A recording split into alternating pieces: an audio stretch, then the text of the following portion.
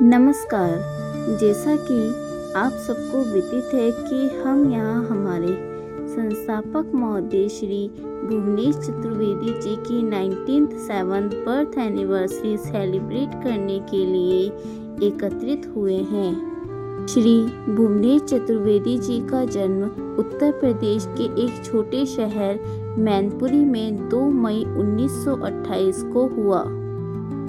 सादा जीवन, उच्च विचार की विचारधारा वाले, साधारण से व्यक्तित्व वाले, असाधारण प्रतिभा के धनी, शुरू से ही समाज सेवा का ध्येय लेते हुए राजनीतिक में सक्रिय रहे। इसी को सोचते हुए उन्होंने राष्ट्र सर्वोपरि की भावना को साकार करने के लिए कोटा शहर में 2 संस्थानों की नींव रखी।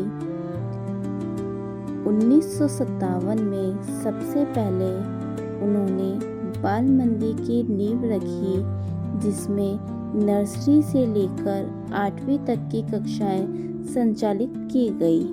तदुपरांत आगे की शिक्षा के लिए 1975 में बाल विद्यालय की नींव रखी गई।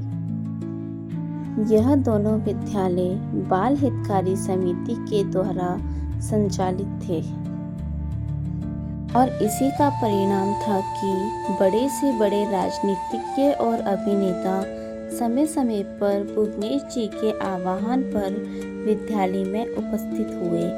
आज हम विद्यालय के साथ उनकी इस यात्रा को दर्शा रहे हैं। आज भुवनेश जी हमारे बीच नहीं हैं, मगर जब हमने हमारे विद्यालय की 50वीं स्वर्ण जयंती मनाई थी, तब हमारा सौभाग्य था कि वे अपने आशीर्वचन से हमें लाभान्वित करने के लिए हमारे साथ थे।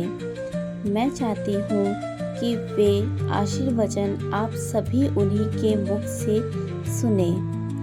धन्यवाद। संतोष की बात है और गर्व की भी बात है कि हमारी संस्था बाल मंदिर को और बाल हितकारी समिति को, बाल विद्यालय को 50 साल हो रहे हैं।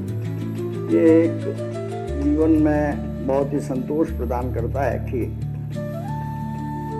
हम लोगों ने ये संस्था प्रारंभ की और हमारे ही जीवन काल में ये 50 वर्ष आज हो रहे हैं। ये संस्था हम लोग बना पाए, जो आज राजस्थान के पहले 10-12 संस्थाओं में गिना जाता है।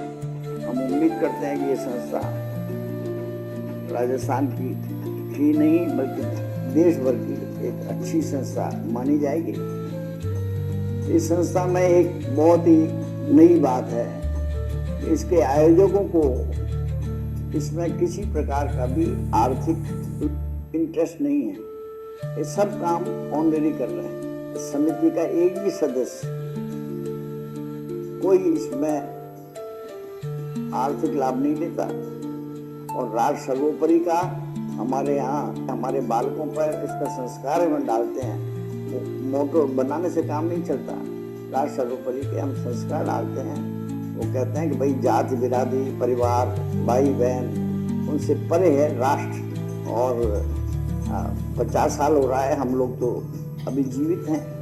100 साल भी इसका आएगा, तो उस समय हम में से कोई भी नहीं होगा जीवित, लेकिन फिर भी हम उम्मीद करते हैं जहाँ भी होंगे उसके लिए हमारी शुभकामना होगी। और अभी से हम प्रार्थना करते हैं कि जब शताब्दी मैंने इस संस्था की, तो इस संस्था का देश भर में नाम हो सकेगा, फैलेगा, यश होगा, इसकी उपयोगिता होगी, इसकी सेवा होगी।